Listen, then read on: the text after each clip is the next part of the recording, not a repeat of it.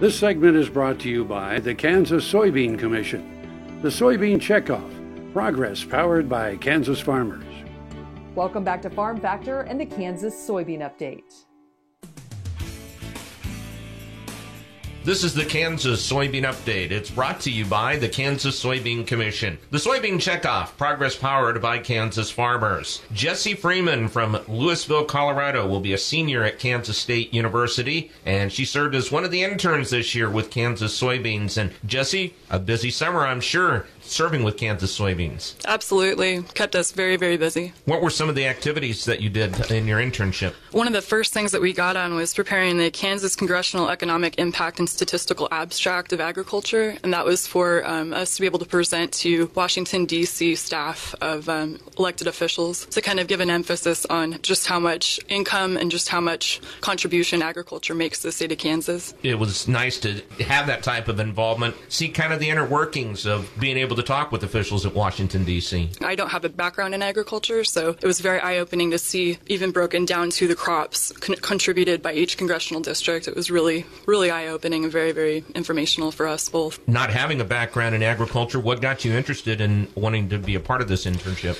It's kind of a crazy story. I served 8.5 years in the Army as a helicopter pilot, got medically discharged a year and a half ago, and wanted to stay in agriculture because basically I don't want to move to a city because I've lived in big cities and just not really exciting to me. So I'm actually looking at going to rural legal practice eventually. I'm applying to law school, probably a semester. So I wanted to get kind of a pulse on the agriculture industry. This came across my email from K-State, and I applied and got the internship. And for those students who may be out there, why would this internship be important or would be something that they should pursue? You get to see the dozens of hats that farmers and everyone involved in agriculture wear. The farmer leaders that run this organization are incredible, and they have to be businessmen, they have to be economists, they have to be scientists, they have to have pieces of each one of these industries in order to make agriculture successful and to continue advocating for it. So I think from my perspective, it was very, very eye-opening as far as you just don't see everything going on behind the scenes, and this was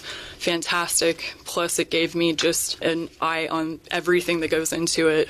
But especially representing those producers, representing the soybean industry, knowing, and especially in this current situation too. You really kind of get to see the effects of everything going on the political spectrum right now, and how they affect the guys in the fields just trying to make a living and trying to continue the farming tradition. Jessie, I appreciate your time. Thank you very much. Thank you. That is Jessie Freeman from Louisville, Colorado. Will be a senior at Kansas State University, and she joins us on the Kansas Soybean Update. It's brought to you by the Kansas Soybean Commission. The Soybean Checkoff, progress powered by Kansas farmers. Learn more at kansassoybeans.org. For Kansas Soybeans, I'm Greg Akagi.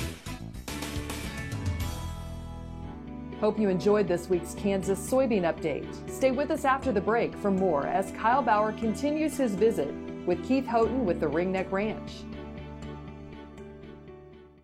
What if sustainability were synonymous with U.S. soy? If energy efficiency, water quality, and soil health help define U.S. soy's value, that future is here, the time is now.